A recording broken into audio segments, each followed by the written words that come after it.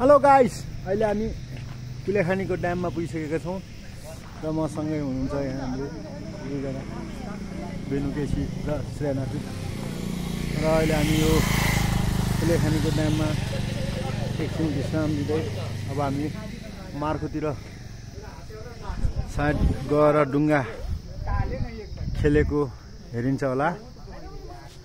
यहाँ अरू साथीहरू पनि धेरैजना छ यहीँ फोटो खिच्नेहरू।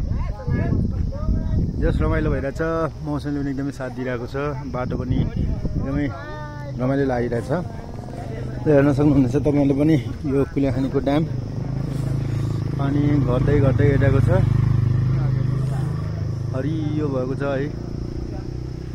जस अब हामी मार्कोतिर जाँदैछौँ अब एकैछिनमा। यहाँ जङ्गली जङ्गल छ।